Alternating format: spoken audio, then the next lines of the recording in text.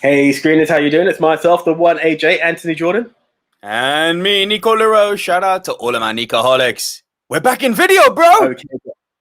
We're back in video. We're back in video, guys. We promised it for season 4. There were delays, namely internet providers. I shan't name them because I'm not here to be sued for falsehood, for defamation of character. However, Community Fiber big you guys up. So it was installed today, and we said, you know what? Screw it. Let's do it.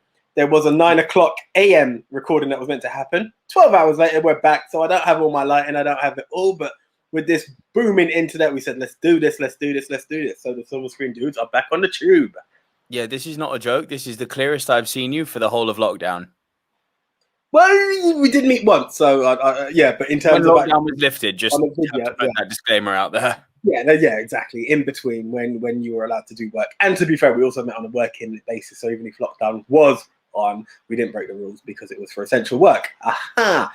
Anyway, we continue without digressing. Okay, let me rephrase that, funny man. In video, this is the clearest I've seen you. That's the one. I appreciate that. And once again, shout out to Community Fiber and John Williams, I believe, was the man who installed it. I'm giving not all that John Williams. Not that John Williams, no. Unfortunately not. But hey, yeah. So the silver screen dudes are here, guys. And as you can see, you are watching 2 screens and you are firmly seated in your chairs. So Nico, please, for the benefit of those who have never heard of the Movie Mount Rushmore before, please tell them what it's all about. Basically a top 10 show. AJ and I each get assigned a topic. We go our separate ways. We come right back here into your ears if you're listening to us in audio form, or if you're here on the YouTube channel, hey, what up? Hit that like button, hit that subscribe button, and tell a friend to tell a friend, and share this video with anyone who you think may be interested. How does the Movie Mount Rushmore actually work? AJ and I each get assigned a topic. We go our separate ways, and we come right back here into recording and deliver to you, the silver screen dudes, our individual top 10s. This week, who goes first? Is it me? Let's go with you. This week, AJ will go first, delivering his bottom 3. I will then deliver my bottom 3. AJ will deliver his next 2. I will deliver my next 2. And then we will trade one apiece. If at any time, while we are running off our individual top 10 lists, one person has a movie in a higher position, that person will say... What? Oh, it's in video format, baby. Yeah. And we will punt and talk about that video when we get to the higher position of that person's respective list. Once we have both rounded off our individual top 10 lists, we will create the Movie Mount Rushmore. These are the 4 quintessential, diverse, must-see movies of the genre, which this week is... Villains created originally in movie format? Is that the best way to word it? Original movie villains? Original movie villains. Do you know why I say that? And I'll say this now. And this is what really bugged me, right? I was, as you always do, you have to do your searches and whatnot, and all these villains come into your head. And I worded it in a specific way in Google that gave me a list of all the villains that were created in film. That means they weren't in a comic book, in a book, on a TV show. And I was like, this is a list to help me just buffer and, you know, in case I missed anyone. Can I find that list again? Oh, hell no. So this list is officially villains off my head that I'm like, that wasn't from a book, done, and what have you. So yes, it could have been wider. There is one guy, he hit me after, and I'm like, I should have put you on the list. But hey, if he's there on yours. If he's not, he's not. Guys, you're going to have to bear with me. If you keep seeing me bend down, it's because, as I said, we didn't plan it, and my water's to the side of me. Normally, I'm used to like looking aside, getting it, because we're not on video format. Now it's all back to professional mode. Big up the Justice League. Right, anyway. People must be wondering. Queen. Exactly. Any visuals that you're questioning now, you're back in silver screen world. So also, it's just a bit too small for me to see, and I don't want to put you on the wide. Big up the Chelsea. Can we end broadcast? Oh, it's a good time to be a Chelsea fan. Anyway, not so good to be an Arsenal fan, but hey, it's really not. It sucks. It's going from, do you know, I've said it, and I stick to it, and I don't want to put a curse in it. I know there are some people in here, you cursed it. I'm willing to say it. The only thing left for us to do now is just avoid relegation or accept relegation. Like, we keep going lower and lower. We're not even. I'm not gonna lie, bro. It would actually be the cherry on the sundae if Arsenal were to ever be relegated. It would just make me so fucking happy. After the years of torment I suffered at school at the hands of you and Yash and Flo and every fucking arsehole who thought he was who was an Arsenal fan. Ugh. But as I say, I will stick with it. I will stick with it. The same way I remember you saying I was a Chelsea fan before the money, and I respect you to celebrate it. You know for a fact that's true. Yeah, I will stick with Arsenal till that day. Till that day. So whether it be relegation, I will still quote them as my team. Again, I always say I'm not the biggest wrestling fan. However, I'm not the biggest football fan. I'm not the biggest football fan. I'm a wrestling fan. That's what I always tell people. Massive wrestling fan. However, just above Nico's head, you will see a green symbol there. It says download on Spotify. Again, people tell a friend to tell a friend and listen to it on Spotify. But that company, the owner of said company, seems to be willing to want to put a bit of investment our way. It's true, actually. Nice link. I'm open to it. So you know what? Who knows what will happen? Maybe we will avoid relegation. Again, I'm not the one. You're not going to be relegated, bro. Don't be silly. Listen, have you ever heard of a team called Leeds? Do you remember they were top of the mountain at one point? It happens, yeah? It happens. I don't want it to happen. I pray it doesn't. No, it won't, mate. You don't know enough about football for me to get deep with you on this. It won't happen. I'm not even going to do it for anyone who doesn't care about football. I'm just saying there was never a time that I thought we wouldn't even qualify for Europe in any format. However, here we are. I always remember. Now that's happening, and I am happy. You get what I'm trying to say now? So anything is possible. That's all I'm saying. I don't want it to happen. I don't see it happening, but hey. Right, should we get back to movies? Yeah. You've bigged up the Justice League. I've bigged up Steve McQueen and the Chelsea. Can I tell you, I might have a bit of a better insight into what everyone's thinking here, but people are pumped for this episode, man. Like, this question triggered people on Twitter. It wasn't so much the amount of responses we got, it was like the fucking like what the head scratching and the passion, because the big one, which I've said categorically, and people are like, yeah, but that's a technicality. Yes, but I'm going to use that technicality. Vader ain't on the list. Star Wars was a book before it was a movie. And then here come the Star Wars fans to me. Well, actually, it was a screenplay which got turned into a book released before the movie, but it was designed as a screenplay first. Yes. It came out as a book first. Fact, not fiction. Listen, if you want to work with that technicality, I just accepted you said it was on a book. I took it for that. So it is what it is. Also, Vader fucking just will crush everyone on the poll. Hold on, to be fair, if the screenplay was the screenplay made public, no, there we are. So then, if the screenplay wasn't made public and then the book came out before the movie, the first public knowledge of said character was in a book. Yeah, it doesn't matter where it was written. I have a Kryptonian written somewhere on script. If DC happened to create another Kryptonian, I can't sue them because, it was in the script that I wrote for fan fiction. And this is not fact, it's fiction. So, sorry, it's not fiction, it's fact. That was well enough. But anyway, you get what I'm saying. It's I do. I do. I get what you guys came out in 1976. The movie came out in 1977. Okay. 78. Oh, it was Greece. That was it. Put Greece on the other fan. Different thing. Completely different. Again, major box office, mind you. But put that on for the family the other day. And my aunts loved it. They haven't seen it in ages. So we had a good laugh with that. Good family time. Haven't done that in a while. People, it's coming to that time where you can watch movies again. Anyway, let's get on to this. Great. Before we do get into this original movie villains subject, it was a fan selection. Nico, would you like to give us the name of said fan? Yeah. I should. You see, this is the thing.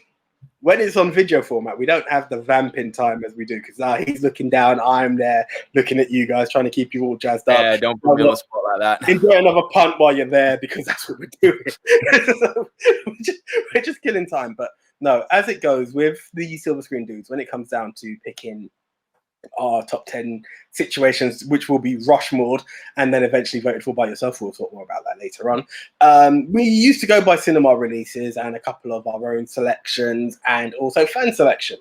while lockdown has come out, we've been very creative on our own. However, I think we so. have been very lucky to have you guys, the fans, also come on board with us. And we even had Fanuary, which was entirely dedicated to you guys. So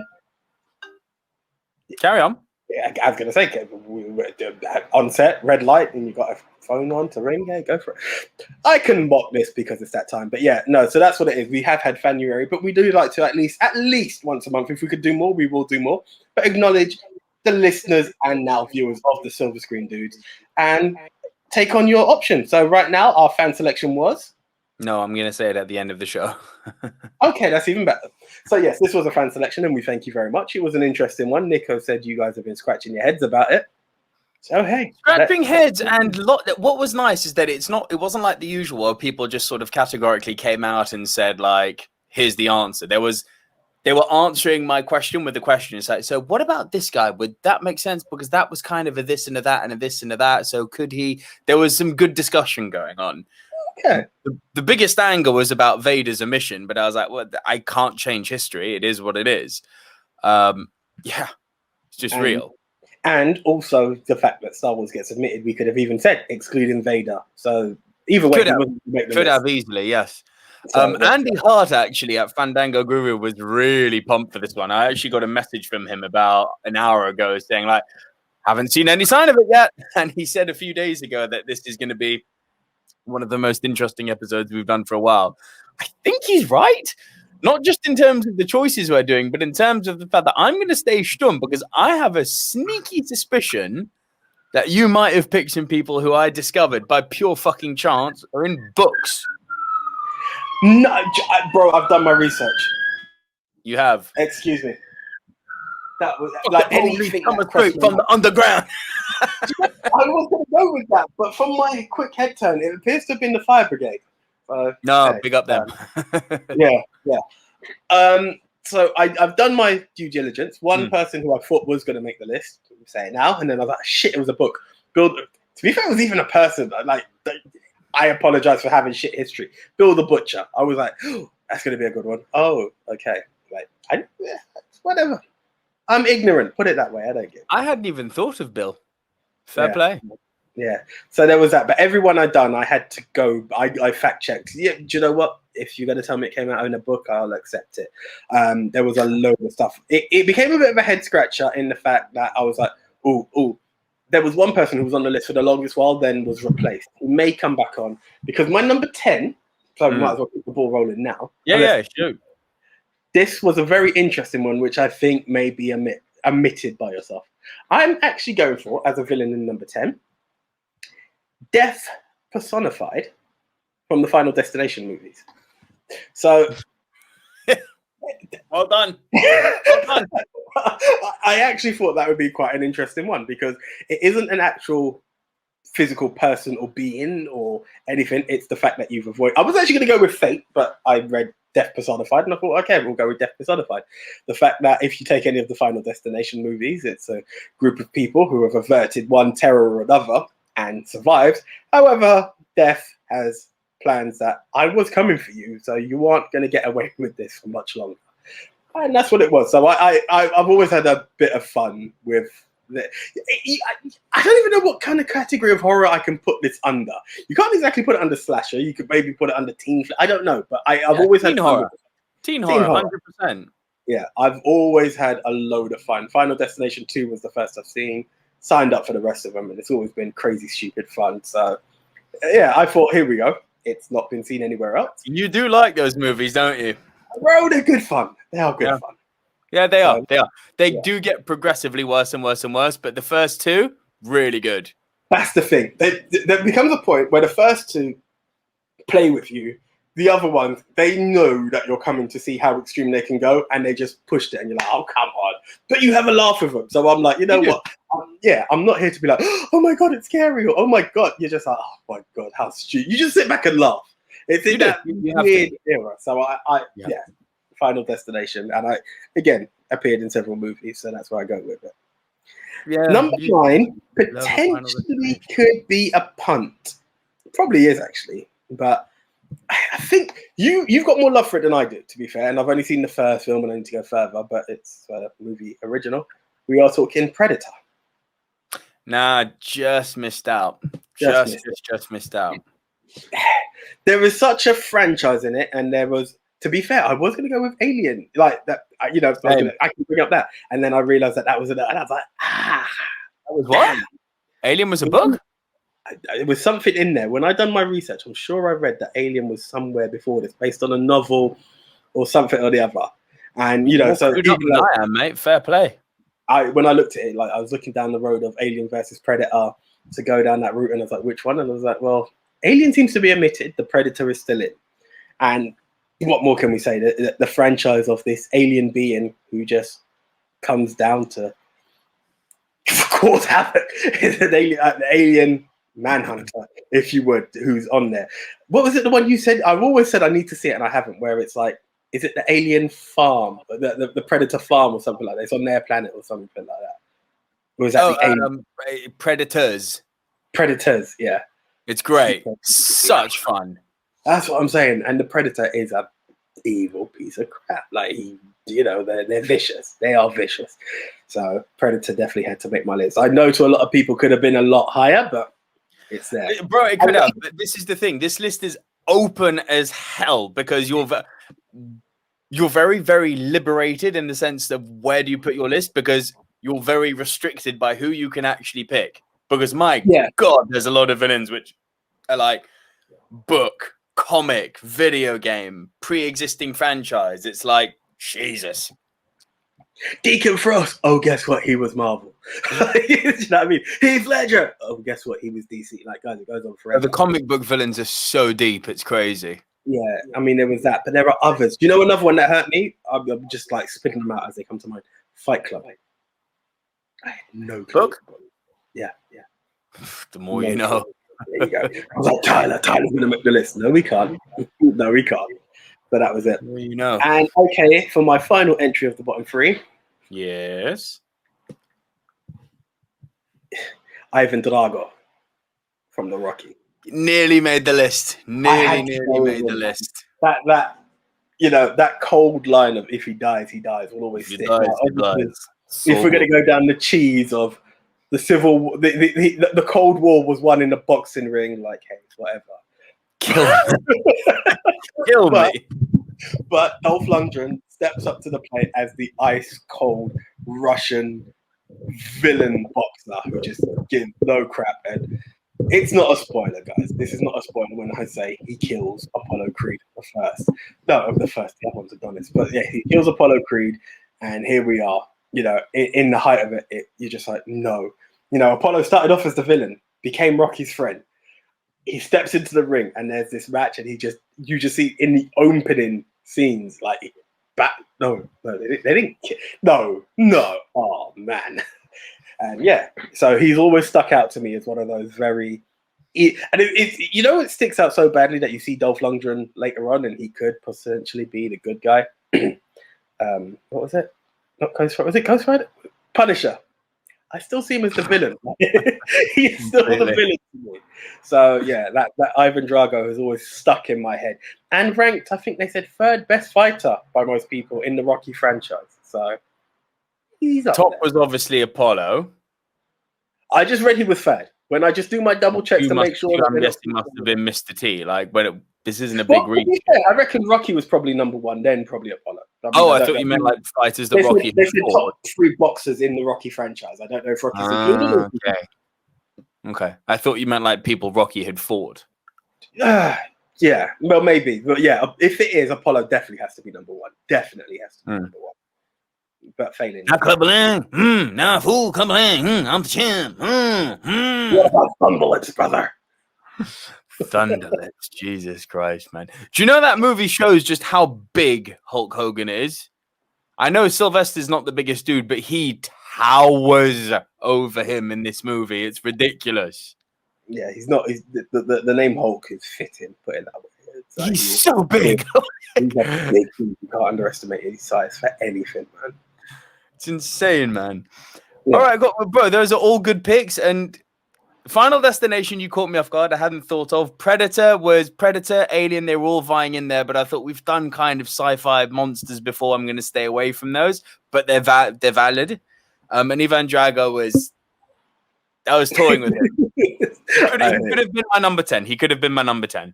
My number 10, bit of a weird choice, but I encourage everyone to think about it. Rachel McAdams playing Regina George in Mean Girls. Why do you have to think about it?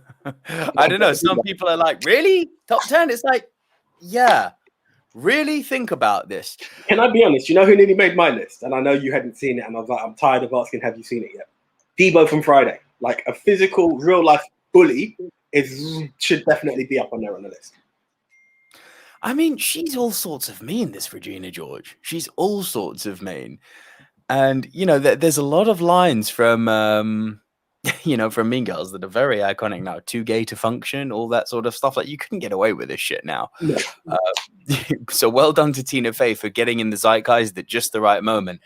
But yeah, the socialite queen bee of the school, the one who says one thing to your face and does something else, the one who essentially went full fucking Joker anarchist as far as school terms are concerned and turned the whole school against each other. I'm just going to watch it burn. Literally. Yeah. He went full fucking Joker without the killing, of course. But yeah, in terms of just bringing a bit of anarchy into the social pyramid of a school.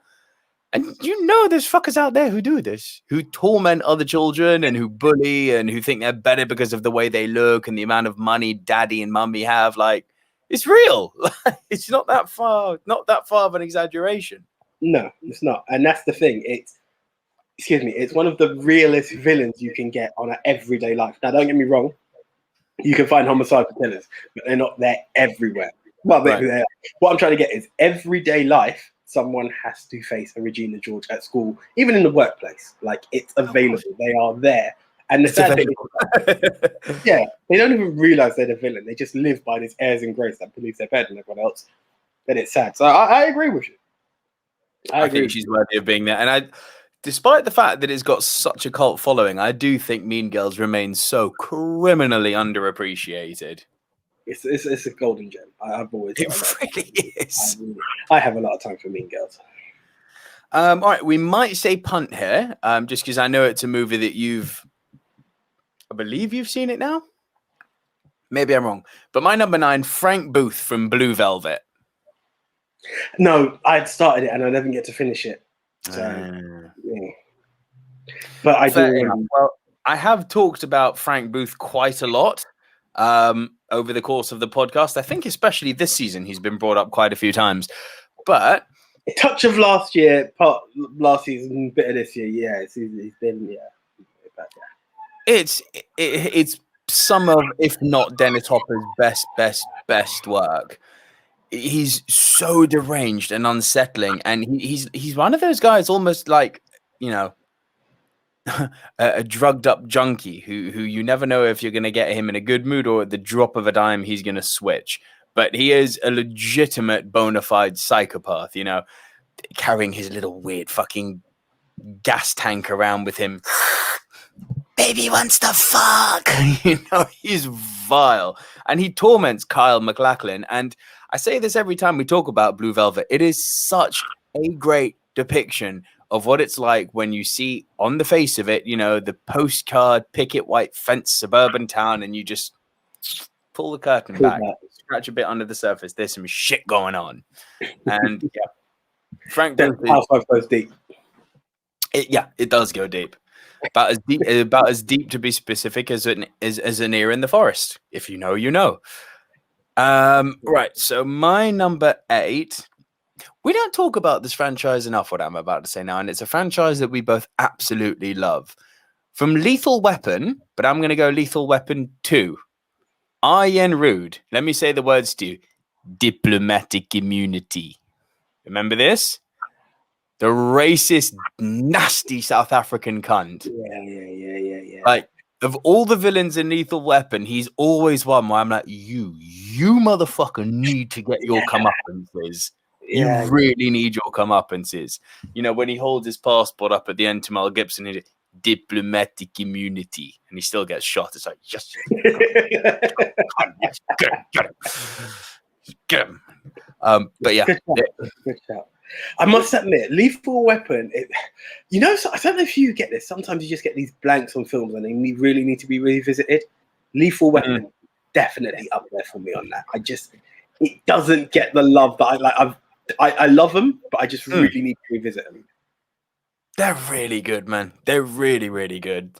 4 isn't really for me with Jet Li. I'm not a fan, although there are some redeeming things in it. But the first 2, man, they're such a rush. They're such a rush. I'm always going to have a lot of love for 3 because it was the first one I saw. I haven't seen 4, I'll be honest. But yeah, the first 3 I've got a lot of time for. Yeah, I need to see 4. It was just one of those points I disconnected, and I'm like, I need to go back. But yeah, number 2, well played. I like that. Ian Rude. All right. Over to you then. Your number 7. My number 7 is someone you've actually linked with Darth Vader actually once. You showed it to me on YouTube. Oh yeah. Did that give you a hint as to who it is? I know who you're going with. I'm talking about From the World of Guy Ritchie, a silver screen dude's favorite. Not the villain, that is, but the film. I'm talking Snatch, and I'm talking about none other than Bricktop. Yeah. He was so close to making the list, bro. In fact, you know what? I think I was going to put him on at one stage and then forgot to add him to the final list because he should be on here. He has to be. Such a great villain. The thing about Bricktop is he is as East London gangster villain as it gets, but he looks like the guy that you just want to smack. But the mentality he has and the 2 bulldog henchmen that he has behind him, you wouldn't dare touch him. And on top of that, he owns pigs and never fuck with a man who owns pigs. And the breakdown of why you never fuck with a man who owns pigs.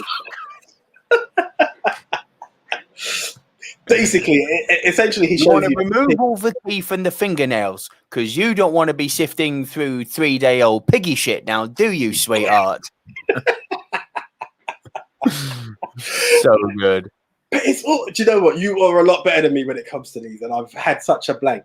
But it's all these English sayings. They're very London-esque sayings that he comes out with. Yeah. So like, oh blimey, he's got a bit of attitude, isn't she? Like he just probably isn't one that he says, but he just has all these sayings, and you're like, it's comedic. Oh, hey, your girlfriend got a voice. Put a lid on her Turkish before she gets hurt. And you don't want to get hurt now, do you, sweetheart? So good. Yeah.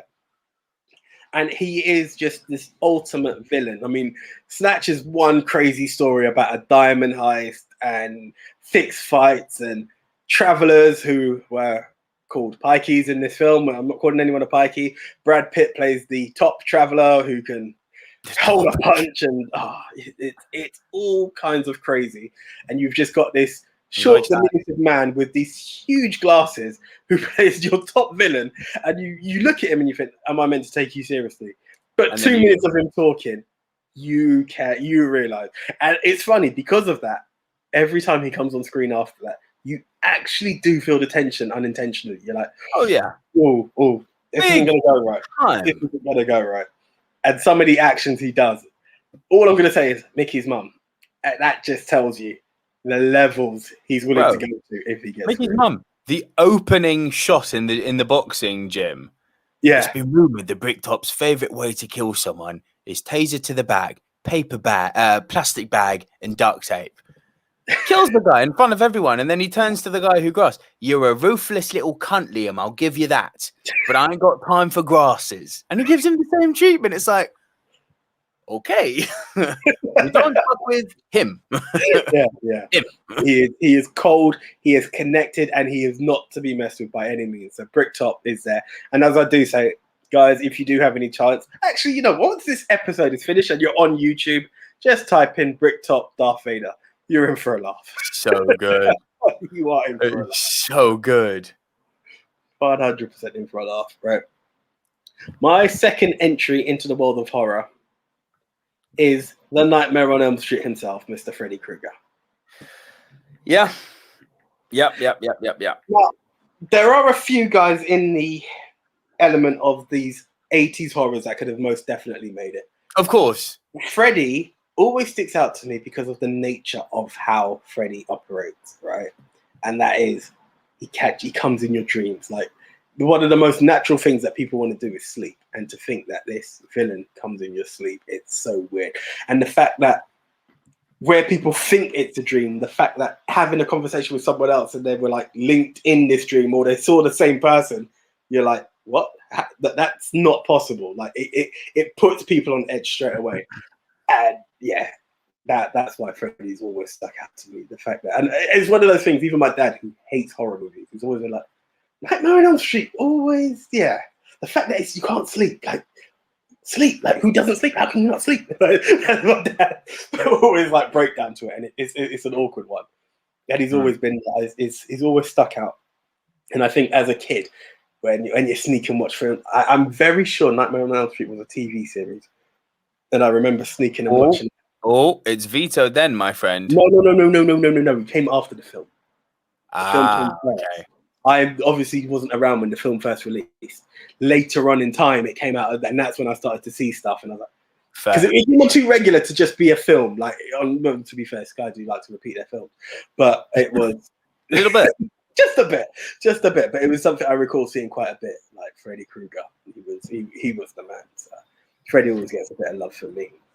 Fair enough, mate. So that was your number 6, yeah?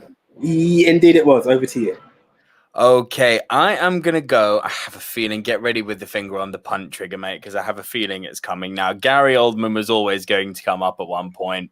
Norman Stansfield in Leon, a.k.a. The Professional. There you go. Yeah, it's a punt, baby. First punt of the movie, of the movie Mount Rushmore, back on YouTube. There we go. Yeah. That, my friend, had to be a punt. That had to be a punt.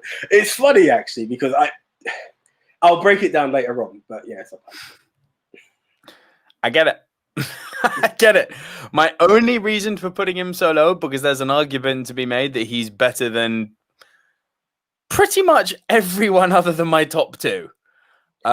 It's just repetition. He's come up so much in the 3.5 seasons we've been doing this show, so I could not put him higher.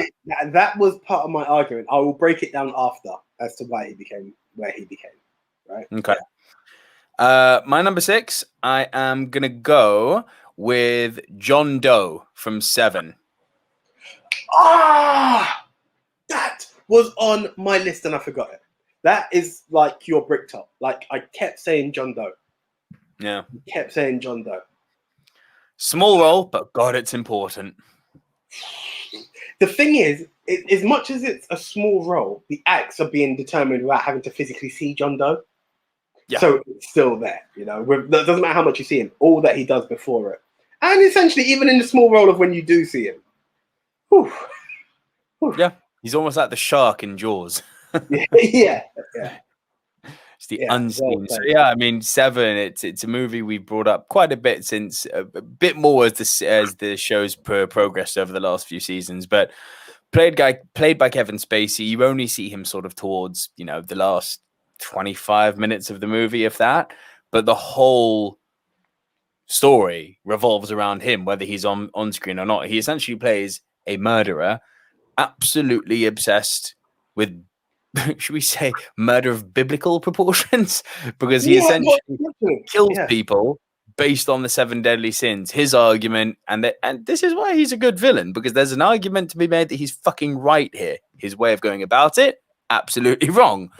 But there's an argument to be made that wherever he looks, we have completely forgotten what makes us human. I mean, actually, let's go on a weird little tangent. Let's break down what you and me are doing right now. We are sitting in the midst of a global pandemic with millions of people dying around us. You and me, 2 best friends of nearly 20 years, are separated by a certain distance in London, and we are talking about movies about a murderer over a streaming device which is going to go out onto a search engine and into people's audio, which they'll listen to while they're in the gym.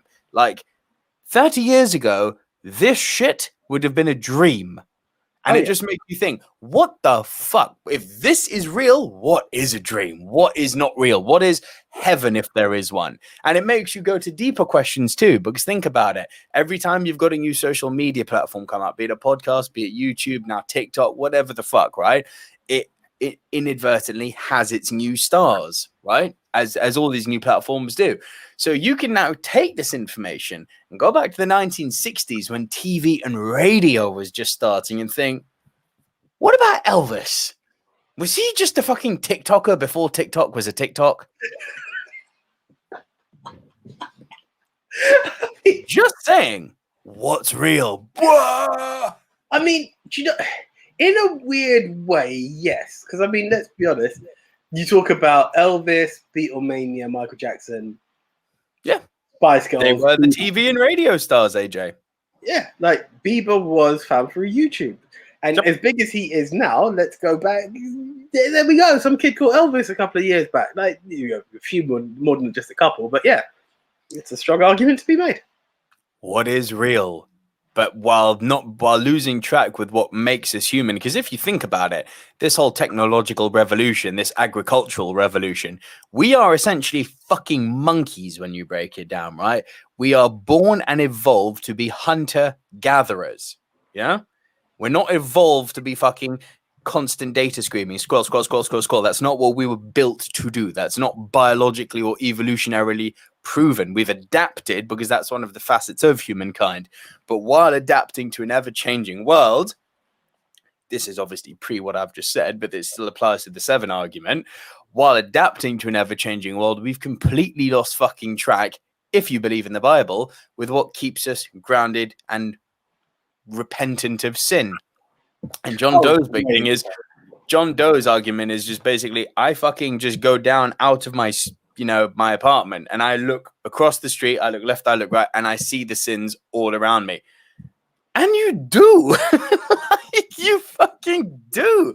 It doesn't matter if, like, you know, pick your poison. It doesn't matter if it's, you know, working ladies advertising their adult services in a phone booth. It doesn't matter if it's, you know, drinking in public. It doesn't matter if it's swearing. It doesn't matter. We can go deep into biblical terms here because, you know, and the Bible says the son shall not disagree with his father. So I see that shit all the time. Even down to having the extra Big Mac. You know, if you had a Big Mac and you had a double cheeseburger inside, that's gluttony, my friend. Like, that is gluttony 101, my man. Being jealous of, you know, lusting after another woman, or, you know, not wanting to get up until midday because I'm being lazy. You, sir, are guilty of sloth. You know, it's like, it's all around us. And that's the argument he makes, is that he's almost wants to wash away the filth that he calls humankind. Indeed. I'm upset with myself, but I'm happy you remembered him. John Doe is the most definite. I got you, bro. I got you. Cool. All right, we traded one apiece. Right. If you know me, you knew they were going to come in here. Who am I talking about? In at number 5. How many of them are there? You said them. 4? 4 villains. Yeah. I'm failing the friend test here, AJ. Technically, I'm talking about. I'll give you an extra clue, ladies. I've said Mean Girls already. No. The Deadly Viper Assassin. Yeah, of course. From the world of Kill Bill, baby. There was no. I any Ishii. That's where I was going to go, Oren. But Vivica Fox's character, that first fight is all kinds of nuts as well. Daryl, I said 4. Yeah, with Michael Madsen. I must admit, the first 2 villains hit me a lot more than the ones in part 2. Hell yeah. The fight scenes in those are absolutely insane. But we are talking about the Deadly Viper Assassin Squad, who had the bride, or at the time, Black Mamba, on their side due to her falling out with Bill and running off and trying to elope. They went medieval. They went all kinds of medieval on her. Let's be honest, potentially inspiration to the Red Wedding from Game of Thrones. Like they Maybe. I've never thought about it, to be fair. Neither did I until I said it now, because I can't think of any other wedding where it went all kinds of brutal and wrong than there. And we both... He's in the movie Pulp Fiction, don't forget that. Come again? teased in the movie Pulp Fiction. Yes. I will never ever forget that. And even if they were there, they were still in the movie. So shut up. To anyone who wanted to complain, like, yeah, I had to bring him up. If I had to, I would go already she, because she was all kinds of crazy. To be fair, Gogo is also worth a mention. Gogo was awesome. Gogo is nuts. But already she would always Charlie Brown. It's that. But it was the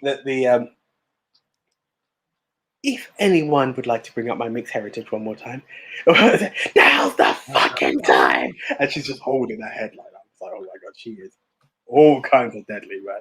All kinds of deadly. But we are talking females with attitude. And yes, they had Michael Madsen and Bill in the background, but they were some very evil women who knew how to handle themselves in the art of war. Had to bring them up. Yeah. Okay, that's my number 5. Your number 5, sir. All right, my number 5. Well, you brought up Freddy already. Now I had to go with another one. I've gone with Michael Myers in Halloween. Okay. He's on my honorable. I found the concept of what Freddy Krueger can do is scarier. There's no doubt about that. But you just got to go into the wrong suburban American town and you can fucking run into Michael Myers. Yeah. That is very true. To balance out Michael Myers, I think it's so understated, but I do think Jamie Lee Curtis plays the role so pitch perfectly, to the degree where I'd actually argue that all of the teen slasher movies that followed, the actresses, and I do focus on the women here, you know, the vulnerable female or the one who could be a candidate for the last woman standing theory, they all try for me to model off her, because she played vulnerable without ever becoming annoying. She played vulnerable without ever becoming, you know, overtly sexualized, even though she... Jamie Lee Curtis. Oh, hell, Jamie Lee Curtis. But the role was perfect for her. Yes, it's changed as time has gone, as the story's changed, and as we found out they're related. But that original Halloween movie, where she's just a fucking babysitter running for her life, perfect. Yeah. Just perfect. No, I get it. Obviously, there's one more. Do you have any of the other 80s horror in there? No. Jason was obviously the last one of the... Well, to be fair, Chucky was also there, but you could also argue Chucky. Yeah, but you know, those 4 are always worth a mention. But I didn't want to oversaturate, so they are on the honourable. But if I had to pick one, I always just lean Freddy, man. I just do. It is, but no, bro, I get it. Michael is most definitely. Do you know the one that always gets to me with Michael Myers? Yeah, go on. Is, you know, when you get that small pause and people talk about Mike Myers, and I'm like, sometimes I'm like, oh, Michael Myers, that evil killer, and you're like, yeah, the guy who plays Shrek. Like, yeah. Oh, Michael Myers, not Mike Myers. It always throws me off, one way or the other. Or it's like, you know, Michael Myers. Like, yeah, I always get thrown one way or another. Like, Mike Myers is so funny. You find Halloween funny? You get both ways. Like, yeah, it's true. Michael All Myers. Right, man. What is your number 4? Another one that I feel is always brought up, but I just couldn't avoid it. The T-1000. I nearly went Terminator, to be honest, because of what it was and the fact that it became something. But I always look at what the T-1000 was as, to me, the first action villain. I think Terminator 2 will always stick out as my first real action movie. And it freaked me out what this guy can do. The stiffness behind his acting just makes it something, and then the liquid metal side behind it, it's so influential that there isn't enough. No matter which way Terminator's gone, or no matter what you try to do with robots now, there is always that liquid metal element that has to be completely. And that's what it was. He was just menacing, and he played it so well in the sense that all the other films have tried, but it was just lack of emotion. And the morphing of being the parent, he could change into absolutely anything. You didn't know where he was coming from. I just find it game changing for that. It is. I mean, there is one. I can't remember. I don't know if it's a book. I don't know if it's coming up, so I want to keep quiet. But I know there is something of a similar nature in terms of looking like anything that I know is quite popular on your list. I haven't seen the film as yet, but you always say that's a great film. Oh, what, The Thing? Yeah. I didn't make the list again because I've brought up monsters and stuff before. Sure. So, you know, obviously, I'm not even sure which one came out first, but it's that element that it was just so much to see that it was just so uncertain where he was going to come from. That team I mentioned. Man. The only reason it didn't get a mention is because it's been brought up so much. Well, part of me didn't want to. Part of me didn't want to. Yeah, but yeah, you couldn't avoid it. All right. I'm going to go with my number 4 then. And I will fight very hard for this entry to be on the Rushmore hard. And not a single person on Twitter brought her up. And she is one of the best villains ever. I'm talking about Alex Forrest, played by Glenn Close in Fatal Attraction.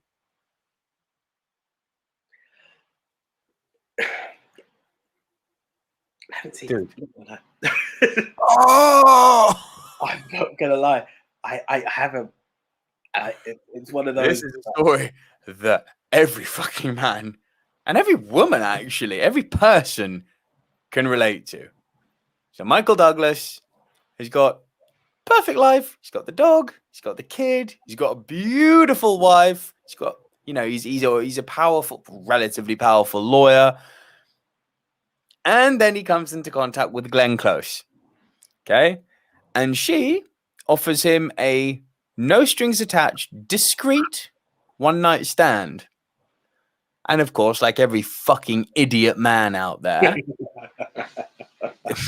and this is what I'm saying, it's oh so infinitely relatable. Unless you're one of the 3% of people in the world who's like, I've never done anything wrong. It's like, dude, well done you. I know you're one of them, motherfucker. I know this. I am not, right? So I'm like, if you are one of those 3%, like the guy sitting next to me here, big up. Big up. 97% of men are not. And yes, the number is that fucking high. I believe it. I honestly would. It's just true.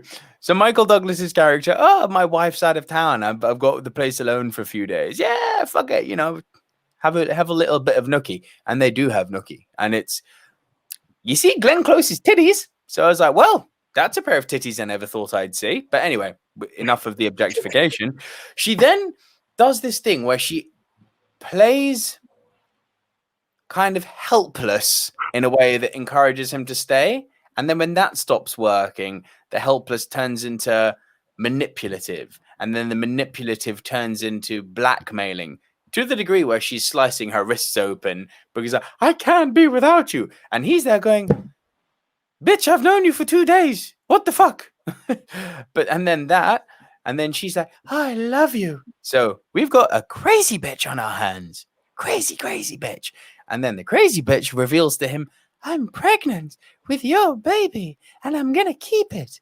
And then he's like, you do know. And I did tell you, I had a wife. I have kids. This is meant to be, as you said, something discreet. I'm not trying to excuse him here. Don't get me wrong. No. But it's the rules of engagement. It's the rules of engagement. But he done fucked up with the wrong crazy bitch. This is the problem. And I'm not saying women are bitches. Don't get me wrong on that. I'm just saying that he fucked up with the wrong person. Right? Literally. Crazy, manipulative, stalker. All right? And AJ, you know that term, bunny boiler? I was just about to say. That's what it's from this movie! If you saw me looking at my phone a second ago, because I remember reading about that when it was like, why do they call women bunny boilers? And I remember hearing it was from the film. Now, at one point, I just had a blank when you said it because there was this and there was single white female. I have seen single white female. And that's why I paused for a second because I know the two are kind of close and that kind of, but it's a different story in the same breath. But it's that obsessive single white female who's lost it after a man. So yeah. That's where I kind of blanked out because I haven't seen one and not the other. But I remember the term comes from there. I haven't seen the bunny boiling, but yeah, I'm aware of it. Oh, it's uncomfortable as hell, man. It's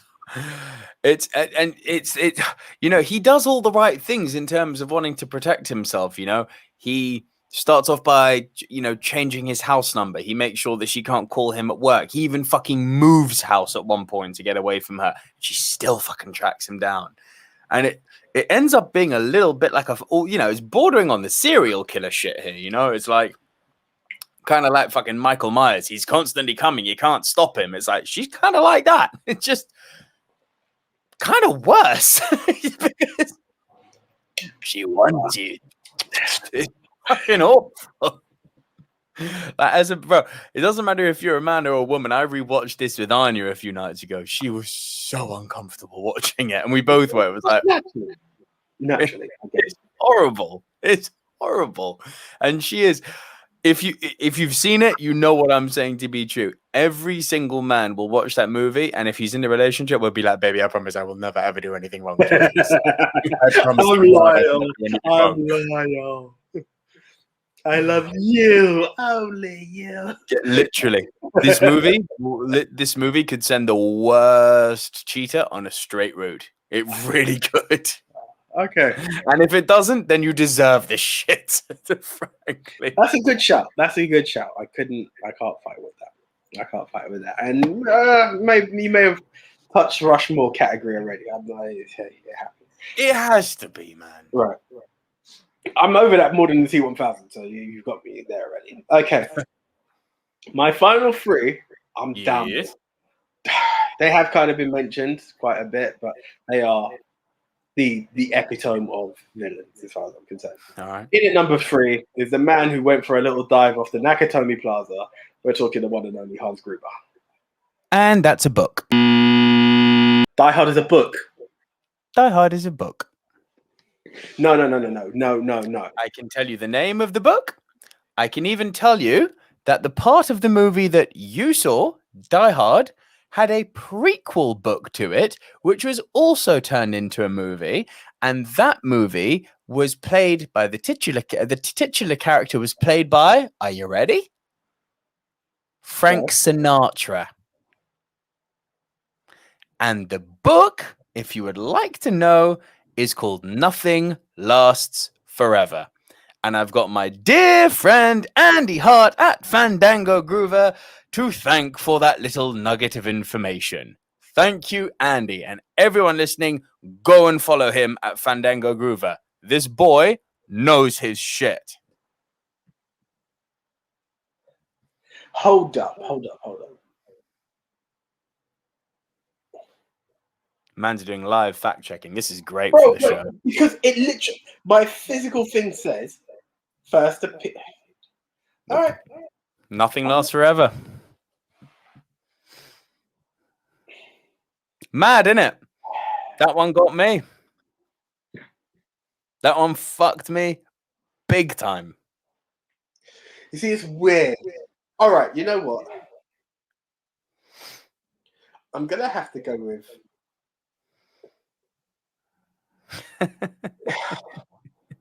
because it's so high up, it hurts. Because I don't want to put Chucky down at number 4. Do you get it? Like, you can forego a place, and you can forego a place if you wish. It's gonna have to be moved down. Like another one that was in there who was going to be like a casual number 10 because it hit my mind was freaking Captain Barbosa. I'm not going to talk about Captain Barbosa from fucking Pirates of the Caribbean at number 3. It's not going to happen. Argument to be made. Also, a Disney ride first. Yeah, but featured where first? Disney ride. I don't know. Yeah, it's a ride. That was a fucking boat, and even that wasn't called a pirate. The Black Pirate. It was called a Pirate of the Caribbean.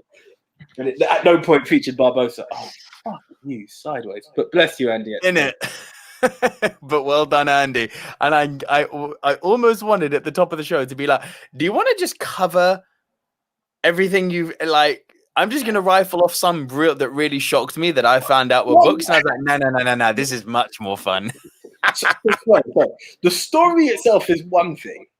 Yeah. The story itself is one thing. The actual character, Hans Gruber, is in this book. Yes.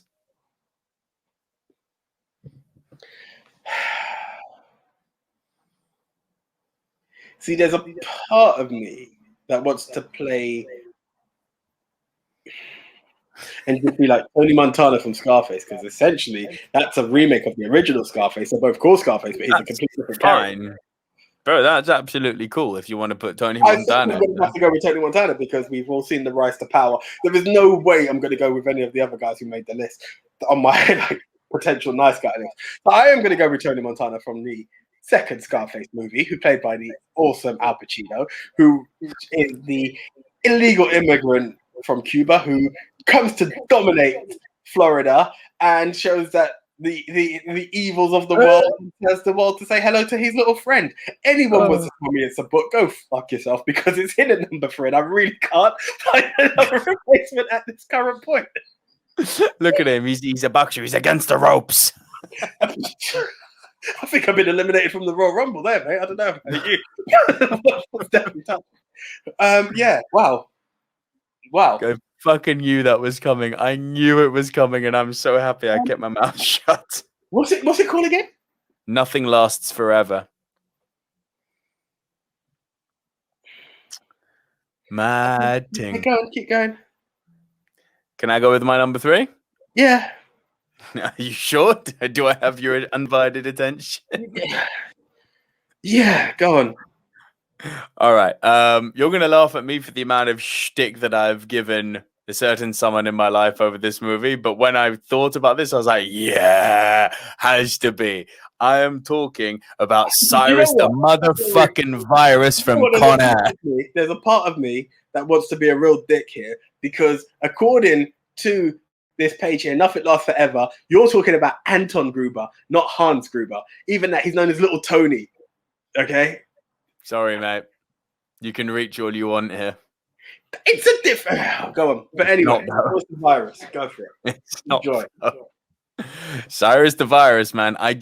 This is my wife's favorite film. I'm ashamed of her every time she says that. But the way she breaks it down, she's like, "It's the perfect movie." Will you get off your phone? We're on video. I'm fact checking you. I'm making you sure can fact check all you want after the fucking show. Believe me, I've been schooled on Twitter for the last few days. Can't get over it. I'm just gonna sit here in silence until you're ready. It's actually a book. I'm not even joking. Con Air. Con Air book by Richard Woodley and Scott Rosenberg. Don't lie. Type it in, Con Air book. I'm not even pissing you about. Don't lie. No. I just fucked myself. Surely not. Hang on. It was in Con Air book. No. I've got this page which runs numbers. Found this really good website which runs numbers on books and movies based on their release years. Okay. Let me see if I can find it. One sec. Guys, we do apologize. This shouldn't have been the No, first. we fucking don't. It's all show, and this is great banter.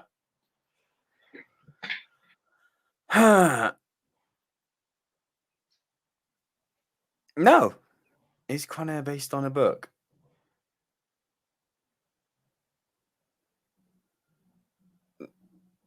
I really don't think so, mate. Hold on. Like, when was the film released? 1997. I'm not even bullshitting you. It says originally published 1995. Fuck it then. Well, I'm gonna punt and bring in Bricktop. There was no way I couldn't. Do you know the funny thing is? That was me being petty as fuck. Right? I've never been this petty in the history of the Rushmore. I have never been this petty. You're just butthurt about Hans Gruber. Like, it's there. Like, when after you feel free to click the link. It says originally published 1995. So yeah, all right. Put me bricked up by all means, please do. Actually, why didn't I go for John Doe? But yeah, Tony Montana deserves a mention. But yeah, let's go with John Doe to avoid any confusion. But yes, okay. So we've done punt again, and you brought in bricked up. Fair enough. All right, and your number 2 then? My number 2, without us being petty, and please don't tell me this because I might just end it here. Oh, would you know? It was another Hans. I didn't even realize that until now. Hans Landa from Inglourious Basterds. Also my number 2. So after we've both eliminated each other from a number 3, we've now joined in unison at number 2. Literally. Bro, it's one of those that has been brought up time and time again by us. But Christoph Waltz plays the perfect Nazi officer. Now, that you shouldn't actually have the word perfect Nazi officer. That sounds all kind of wrong. They shouldn't be in a sentence. It's true. But in terms of for an Austrian to play a German that well, okay, some people get it confused anyway. Many people think that Arnie is German. Wrong. But like he does that. The attitude, the bilingual, trilingual, the way he handles languges, the cold-heartedness. It's his charm. How charming he is. Tarantino even went as far as to say he believes it's his greatest creation. Like, I don't know if you've heard that line. It might be, bro. I can't argue it. I legitimately can't argue it. It's by all means understood. It's a serious bit of a villain. Like, he, as you said, it's the charm. There's something about it that he's so cool with it all. That, you know, you don't see that loss of temper, but so deadly at the same time. It just hits the nail. Yeah. I mean, German to English to French to Italian. It's like this motherfucker. There's just no hiding from him. And he just does it with charm, as you said, just charm. It just flows like water running from a tap. Like, it's just yeah, he really does. And that opening scene is just one of the most chilling things. Yeah, and I've never looked at a squirrel the same ever since. Monsieur Lapidite, you're hiding Jews in your floorboard, aren't you? And you're just like, point to me where they are. Oh God. Oh God. Yeah. So something. Good. It really is something. Yeah. Top character, and well done to Quentin for creating such a character. Yeah. Big time. Well, 2 Quentins for you, huh? Yeah. All right. What is your worst? Hans Gruber, because he came from a book. Legitimately, I didn't have a worst. Like, I toyed with Barbosa, and it would have been by default, and I didn't want to go with that. I couldn't think of a worst, like, original movie villain. That actually, to be fair, this kept popping into my head. I don't know the name. I'm not even going to go as far as to quote. But like Will Ferrell, like Zoolander or something, because I wasn't a Zoolander fan. that would actually go into my worst category. I'm not even going to Will Ferrell in Zoolander. Yeah. I'm not even going to look for the name, but it was that kind of villain that people hated the film, hated the villain even more. All right. I don't want to break my arm too hard by tapping myself on the back, but I think I picked a fucking great choice here. I'm not gonna lie. From M. Night Shyamalan. Now there's a lot to pick from here, but I've gone with one of his worst movies with Mark Wahlberg called The Happening. And in this movie, the enemy is Plant.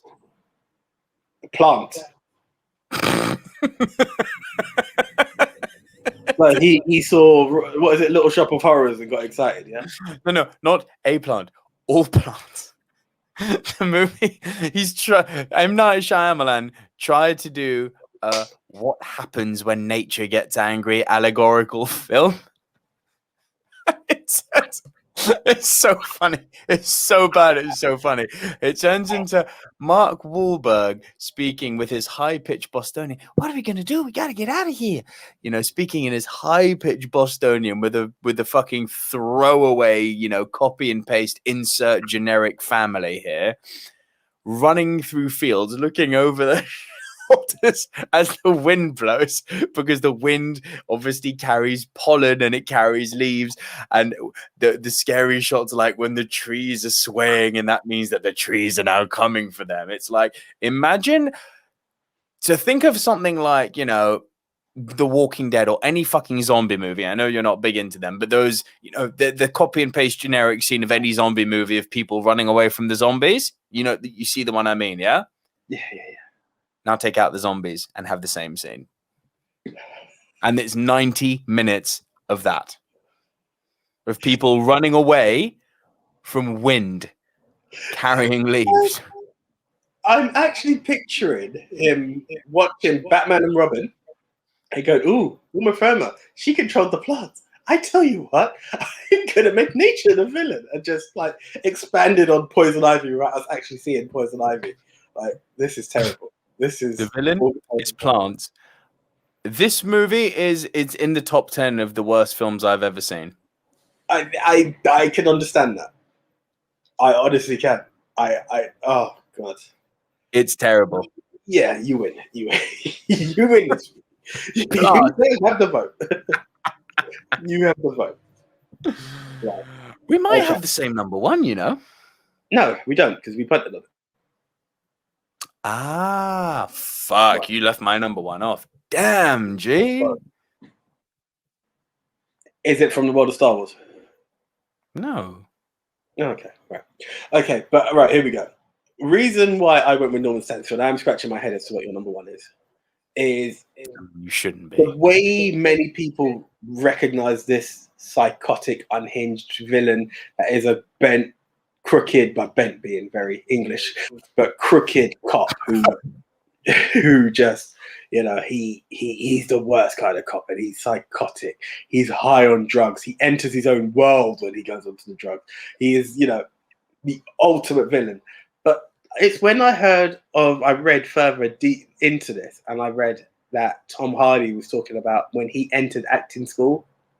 This is what everyone was studying. This is who everyone tried to emulate. This was what they called acting, and that's where I was like, okay, you got me. Okay.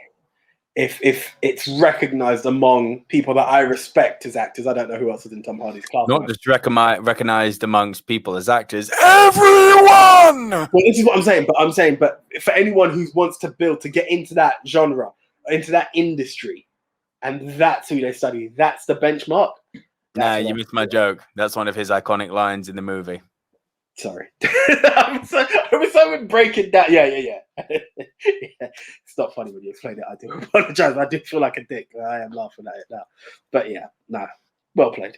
Well played. He plays unhinged brilliantly. Now, unless you're about to tell me this is a book, which I researched and it's not, unless you're about to break some Andy Hart levels of fucking, you know, at Fandango groove and knowledge on me here that I am not aware of, I'm genuinely shocked you left this off. I've often been on record as saying I think he's, along with, if we're looking at the broad spectrum of movies, along with, you know, the iconicity of people like Vader and the Joker, for me, he's one, and Hannibal Lecter, of course, who couldn't make the list. He is one of the greatest villains ever written, and he's only in the movie for all of 5 minutes. Kaiser Soze from The Usual Suspects. Do you want to know the truth? I was actually watching Usual Suspects last night. No, I was actually watching it last night. I fell asleep. So I haven't finished it, so I couldn't add it. But was it your first time fucking watching The Usual Suspects or something? Yeah, it was. Oh, come on.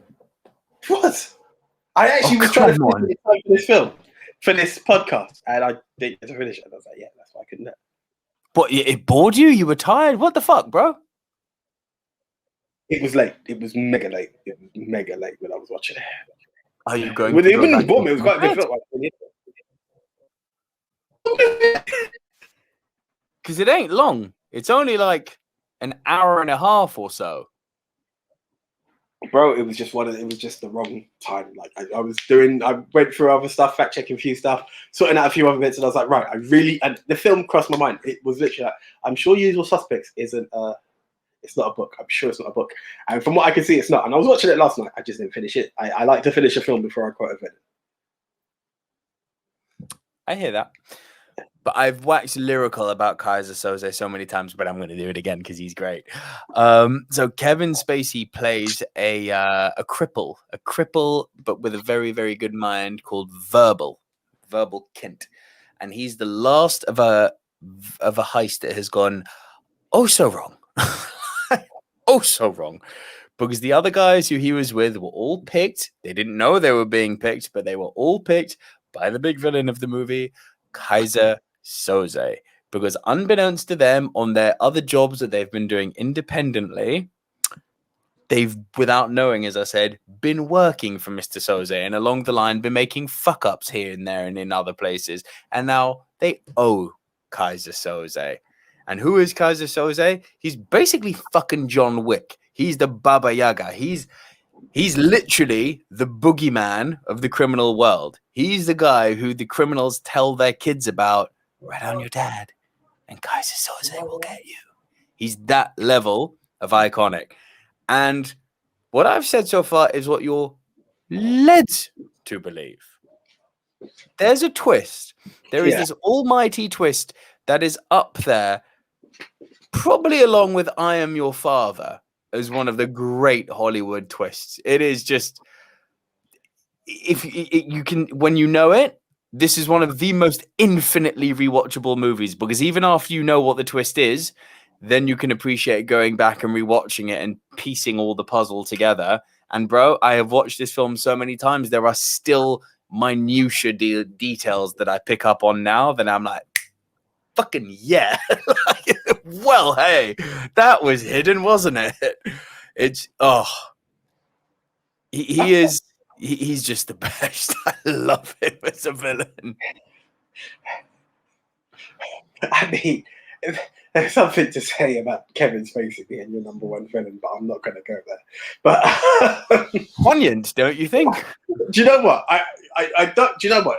I say this all the time. I don't like to bash, but there are certain people, and it's funny that he came up in my list. We had a conversation with my aunt just the other day that there was something about Spacey. It's not that I never liked his acting; I always did, but there was something always a bit dodgy about him, right? And it just. Like when I heard it, I was instantly like, "Yeah, I believe it." You. Like I don't like to bash characters. People make mistakes. People do wrong. They can apologize. But I think even the way Spacey apologized, I think it was the most disgusting and deplorable thing I've ever heard anyone do. Like that became your coming out party. Like how dare you try to associate that with the LGBTQ plus community? Like, as many of you know, I've kept my life private, but it's now time to admit that I do identify as a homosexual man. So if I did do that, I apologize. Like, what the fuck? No, you're a dirty fucker. Just admit it and apologize. No, now you're coming out party. How dare you? How dare you? Yeah, Kevin Spacey's acting career is a lot like Kaiser Soze, and just like that, he's gone. Yeah. The house of cards came tumbling down, didn't they, Kevin? Literally, man. Anyway. There is always going to be part of me that thinks it's a shame, because what an actor. As I said, I respect it, but there was always something that just felt dodgy about the guy. I don't, you know, when you just look at someone and you always feel a bit uncomfortable about them? That's what I. Yeah, Joe Pesci. Joe Pesci's different. I just see crazy short man syndrome. Like, I always see short man syndrome to the highest. It is, though. It's easy to say when you're 6'2" and black. But it doesn't mean I want to challenge the 5'4" Italian. No, I don't fancy my odds against Joe Pesci. I just don't. No, because if you do 6'2" black man and 5'4" Italian, now you're getting into an Eddie Murphy Raw sketch here. I'm gonna go up to this black guy, this big moolie, and he's gonna buy my fucking candy. Hey, yo, give me a box of juicy fruits, some popcorn and some Butterfingers, and this big moolie is gonna pay for it. You hear me, moolie? Excuse me, little Italian man? Oh, you just seen Rocky. Look, man, I love Stallone's movies as much as the next guy, but that's a movie, and this is reality. Then next thing you know, woo, woo, woo. 5'4" Italian man on his way to hospital with a box of juicy fruits shoved up his ass. Indeed. No, but I still don't think about it against Joe. But yeah, okay, great number one. I can't finish it, can't add it. It's just factual. That's just the way that goes. Right, so it's Rushmore time. Do you want to let me just read out some of the Yes, answers by all the means, people gave on Twitter? Yeah. Also, I'd just like to quickly, I haven't done this for a while. I'd just like to fire off with my honorables list because my God, there were some fucking entries that came up. Some I knew were books and I was like, yeah, I can't have that. Some are like, damn. Percy from The Green Mile, novella from Stephen King. Can't do that. I was going to say, it's a book, yeah. Yeah. Norman Bates, Psycho. Book. Yep. Hans Gruber, Die Hard. Book. I wanted to watch Night of the Hunter, didn't get around to it. Gordon Gekko, I was toying with. Really, really wanted to go down the Gordon Gekko route, but couldn't make space for him. Annie Wilkes from Misery. Yes. Book. Yeah, it was a book. Yeah, it's King, isn't it? Stephen King. Yep. Nurse Ratched from One Flew Over the Cuckoo's Nest. She was going to be in my top 3 or 4, along with Alex Forrest. But book. Yeah, yeah. Here's one that fucking surprised the shit out of me. Amon Gott, played by Ray Fiennes, the Nazi general in Schindler's List. Well, it's based off of real life, no? Book. Okay. It's based on an Australian book from 1959 called Schindler's Ark. Didn't know that. Yeah, bro, neither did I. Otherwise, Amon Gott probably would have been my number 1 or 2. The one that upset me was... I got one more. Oh. Anton Chigurh, No Country for Old Men. Yeah. Book. Yeah, that's the one that got me. That's funny enough, that's the one. I really thought he was going to make the list, and I was like, damn. He would have been. He would have done. My list would have looked radically different had this been allowed. Yeah, that a lot of them I've eliminated, like completely taken it off now. But him and Bill the Butcher were 2 that completely threw me. I was like, I mean, as I said, put my hands up to it. I hadn't heard of Bill the Butcher before the film. Came to find out he was a real man, fair enough. But I was like, wow. Yeah. All right. Well, let me just go into our Twitter feed. And so where's the question? I'm going to shout everyone out as I promised I would. Who's the best original movie villain? And I preface this by saying by original, we mean not adapted from books, games, comics, etc. Written for the screen and only ever appeared on screen first. Right. Here's our answers. Francis Lalonde at Ballpark Frank put Kronos from the self-titled film Kronos in 1957. Good shout. Nice shout. And it's actually available to watch for free on YouTube if anyone's interested. Okay, cool. Andy Hart at Fandango Groove. That one. Kronos, yeah? Kronos, yeah. This is tough as so many characters are from books or are remakes. I think I have a top 10. Darth Vader, Hans Landa, Anton Chigurh, The Alien, Freddy Krueger, The Terminator, 800 or 1000, Michael Myers, Travis Bickle from Taxi Driver is an interesting shout. Kaiser Soze, and one which I'm surprised you didn't bring up, Detective Alonzo Harris from Training Day. Is that not a book? It could be, mate. He was not in contention for me. To be fair, it slipped my mind, but yeah. I did go back to him and say that Vader didn't counter that No Country for Old Men was a book, and that's when he decided to school me on on the realities of Hans Gruber. We Love Movies, JT at Movie Polls for You, but I'm going for Calvert from The Magnificent Seven or Don Logan from Sexy Beast. Okay. Magnificent Seven. Okay, good shout. The only podcast about movies did not exist in the book, so I'll go with him. Have some other good contenders as well. And he shared a gif of Dr. Strangelove, which was a book first, but Strangelove technically didn't appear in the book. Okay, yeah, fair enough. Well played. Weird technicality, but yeah. Well, technically, that means Hans is allowed because it was Anton Gruber. But yeah, exactly. Officer Jimmy at Dean 8-Bit. Again, this is one I thought you would have gone for. Biff Tannen from. No, I was tempted. I didn't want to go down that road, to be honest. I thought there were deeper villains. Put it that way. Okay. Gavin Mann at Gavin Mann's page put Hans Gruber, book, Judge Doom, Howard Payne, Bruce from Jaws, which I came back and said, yeah, that was a book first. Yeah, that was going to make my list as well, actually. John Doe from Seven, Michael Myers from Halloween, Stansfield, Leon, and the Wet Sticky Bandits from Home Alone. Nice. From where? Oh, yeah, of course. And I put that on the other day, actually. Yes, well played. I like that. Wet Bandits.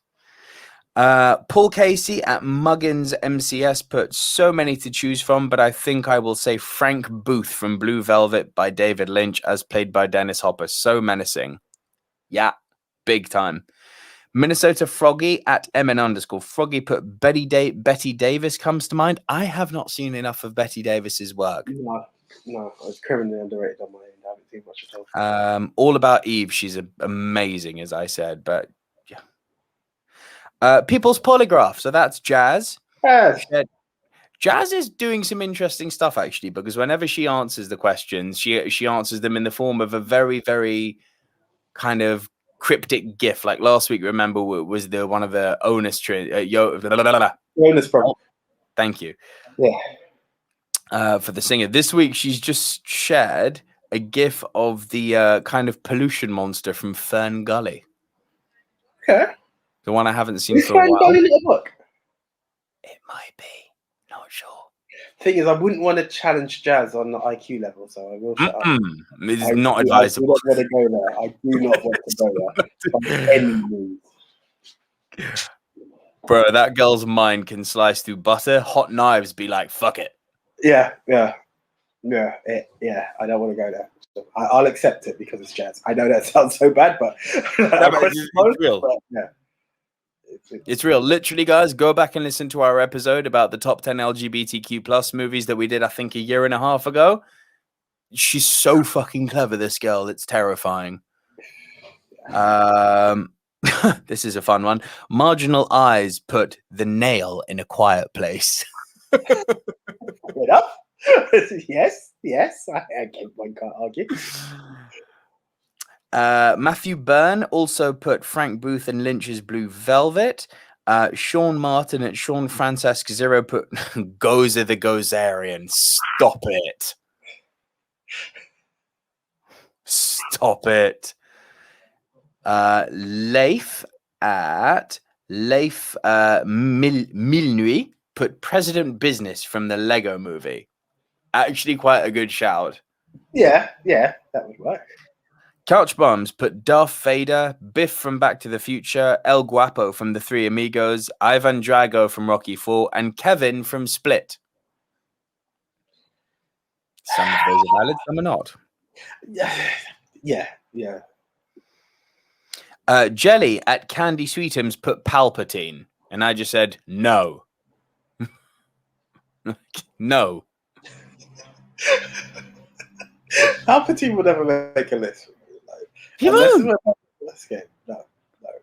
Unless we get him in a world where episode 3, if they've decided that episode 3 is no longer canon. Yeah, there we go. Palpatine to me is the waiter in Dirty Rotten Scoundrels. I can't associate. Literally. No. Anyway. Blood's boiling as we speak. Oh. The Podnaz podcast put Gotta Be Hans Lander from Inglourious Bastards. Couch Dan Rapper put Alejandro Sosa from Scarface. Nice choice. Yeah. Everton Carter at The Real Everton put, to clarify, the entire film must be new or just the villain? For example, several Bond villains and most of the Mission Impossible Star Trek villains are entirely new creations. The films they're in are not. To which I came back and said, no Bond, Star Trek, or Mission Impossible, as those franchises are eliminated for the reasons you've said. And then did we get an answer in the end? No, didn't get one. But we got Blaststone saying Hans and Simon Gruber. Cannot. Well, technically, Simon might fall into it. Don't know. Andy, help me out. Tweet me, please. Is there a book about fucking Die Hard with a Vengeance that I'm not aware of? The Gruber family collection, yeah, literally was fucking Dean Martin in the third one. Exactly. Frank Sinatra was in the first. So Paul Sekulic at P. Sekulic put Kaiser Soze from The Usual Suspects. Stansfield from Leon. Bricktop from Snatch. There's your call. Shooter McGavin from Happy Gilmore. And Alonso from Training Day. Keaton Bronkusha put Always and Forever. And just put the photo of Vader extending his red saber. Was in the book first. Stat Magician. This made me laugh. Put Lois Einhorn, to which I answered, Einhorn and Finkel, Finkel and Einhorn, Einhorn and Finkel, Finkel and Einhorn. I like that, actually. I do like that. It's good, isn't it? It's really good. Movie Goat at movie_goat. Here we go. Shared a gif of diplomatic immunity. Such a cunt. Stallion BJ put Cyrus the Virus Grissom from Con Air. I actually just shared a load of gifs of handshaking, and now you've ruined it for me. Zuka put Vader, Hans Gruber, Hans Lander, Scar, Ursula are the first ones that come to mind, although some of these mofos... Of course she is. So is Scar.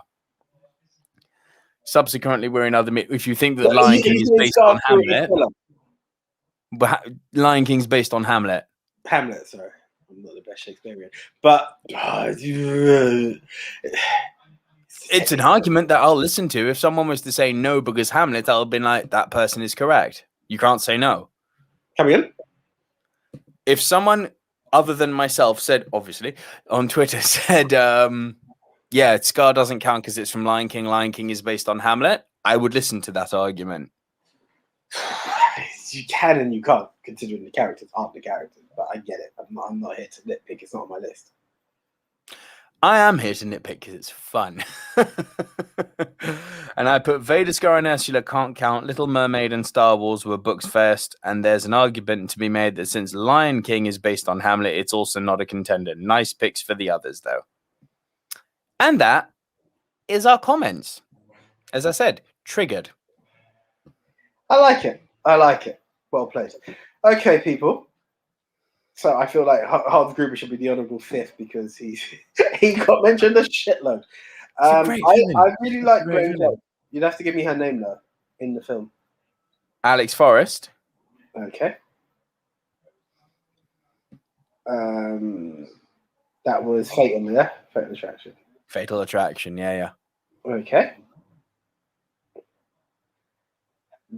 Hans Lander made it at number 2 for both of us. I think that's a... I kind of feel that our number 2 and both of our number 1s need to go on there.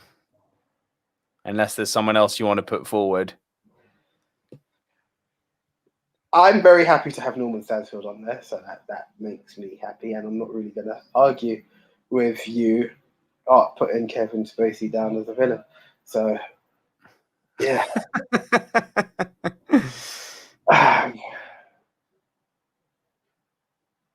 Are you cool with this? Yeah, so I'm just putting the because I'm putting the films down as well, just so I get it right. Usual. Yeah, that's cool. Yeah, I'm down with that, and I do apologize for the it's not defamation of character, I admitted to it, but there's something about the dude that makes my blood boil. I don't tend to go down that way. Okay. All right, let's do it. Ladies and gentlemen, the official movie Mount Rushmore of original movie villains in no particular order is Alex Forrest, Fatal Attraction. Our second entry is Hans Lander, Inglourious Bastards. Our third entry is Norman Stansfield, Leon, aka The Professional. Our final entry into the movie Mount Rushmore of original villains is Kaiser Soze, Usual Suspects. Okay, guys, that was pretty much put down by us, and we kind of got it together. Sometimes we get a bit of an influence from Twitter, so I can't really use my usual spill. But yes, we, the Silver Screen Dudes, for the first time on YouTube and Facebook in a very long time, have had the very tough challenge of putting together the final 4. Well, we had 10, then we had to break it down to 4 out of potentially 20 characters. The challenge now falls upon you. You, the screeners, will have to vote for, as they say in Highlander, there can only be one, and you have to vote for that one. The top original movie villain. Once again, we are talking Alex Forrest, Fatal Attraction, Hans Landa, Inglourious Basterds, Norman Stanfield, Leon, Kaiser Sose, Usual Suspects. All you have to do is head on over to @MoviePulse4You or even @MovieMT Rushmore and just cast your vote. And no, you can't vote twice because we will be retweeting JT's wonderful tweet. So yes, the Movie Mount Rushmore will be a retweet of Movie Polls for You. So there it is. You get one vote, and next week we will announce the winner of the top original movie villains. Last week our topic was the top 10 acting performances from singers. Okay, and our contenders were? Our contenders were Jennifer Hudson in Dreamgirls, Will Smith in Independence Day, Lady Gaga in A Star Is Born, and Justin Timberlake in The Social Network. We actually had quite a decent number of votes this week. 378 of you decided to vote, which was really nice. Appreciate it. Had some comments as always. One of our favorites, Chris Trengrove, decided to show up after a while. What up, Chris? For YouTube. Big up, Chris. He said, not including Cher in Moonstruck is a crime against humanity, and I'm calling The Hague. Okay. I said we haven't seen Moonstruck. I was going to say, I did quote Cher, if that helps, Chris. I did quote her in Mermaids. Okay, but he did have an answer. He said, it doesn't mean other folks haven't. It does kind of count when you're building a Rushmore. Kind of what I came back to him and said. I said, no doubt, but we can't pick a movie we haven't seen, right? Love Chris. Really love Chris. Honestly, guys, I love all of you, but there is something about Chris's tweets that just make him an absolute legend. It's like, if we're ever going to be called on our shit, it's going to be Chris. Like, I mean, Andy, you've done very well with Hans Gruber, but this one, like Chris, yeah. Yeah. You say that Andy calls us out in a moment, mate. But anyway, Richard Murphy at RichM8150 voted for Will Smith because he's the best of the four, but he's done far better performances. Pursuit of Happiness, Ali, 7 Pounds, Concussion. I agree with all of those except Concussion. I haven't seen Concussion. It's on my list, but I know it's had some bad reviews. I always delay it, but the topic itself, I kind of want to educate myself on Concussion by watching the film more than Will Smith's performance. If that makes sense. Yeah. Here comes Andy Hart at Fandango Groover. Dudes, I'm disappointed. Dreamgirls is painfully bad. Independence Day is far from Smith's best performance. I can overlook all this, but I'm guessing you still haven't seen The Man with a Golden Arm. Looking forward to listening. To which I've said, yeah, have unfortunately not seen The Man with the Golden Arm. Not sure we agree with your view on Dreamgirls, though, mate. But that aside, you can't discount Hudson's talent. And he said, no problem with Hudson. In fact, the whole cast is pretty good. The film is just so dull.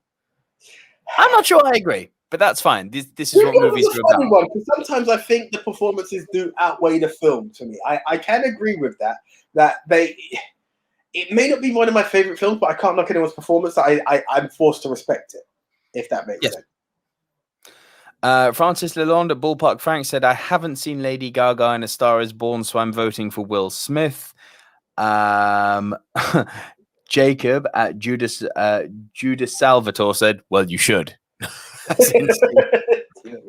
Thank you. Officer Jimmy at D8 put a gif of Jennifer Hudson doing, I don't do ooh and ah. For your films only, that's a nice James Bond reference there, by the way. Lady Gaga more than held her own against Bradley Cooper. I was expecting her to be weak in terms of acting, but she was the opposite. Superb performance. Love for Lady Gaga. Justin Timberlake in movie In Time. Well, we went for Social Network, so I'm very sorry. Jacob, I'm thinking of In Time, but it's not. He delivers way more in Alpha Dogs and Social Network. Jacob at Judah Salvatore comes back. I'm not a fan of Lady Gaga, but her performance in A Star Is Born was outstanding. I heard she has a new movie coming out this year directed by Ridley Scott, House of Gucci, I think. I'm really looking forward to that because I'm about to be a fan. She could be a revelation as an actress. Who knows? She's got a while to go before she hits Meryl Streep and Frances McDormand heights, but she's done one good role. You know what? Look, everyone's been green and improved. Like she's coming in strong, so it can only get better if she continues. The J Faulkner put, I'm not sure that Will Smith can really be claimed to be a singer in the same way the others are. He's always been more of a performer actor, really, who happens to sing too. Out of that list, Lady Gaga surprised me most for her performance in A Star Is Born. She was great. I mean, she was, no doubt. James Price at James_Price9 put at D Snyder in Strangeland, Bowie in June, Elvis and Bubba Hotep, Gene Simmons in Runaway in Detroit Rock City.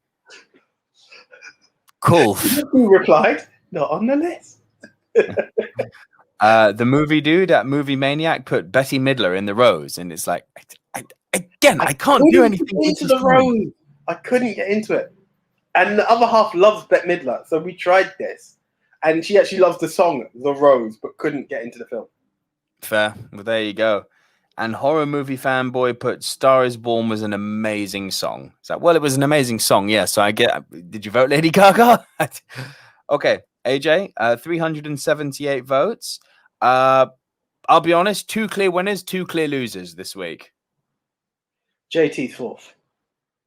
JT is fourth, 10%. You see, this is where it gets difficult now. Because really, my 2 and 3 are interchangeable, and I'm not too sure. I know who the winner is. I categorically know who the winner is. Okay. I feel unfair to say this because I don't think he's being respected. Will's at number 3.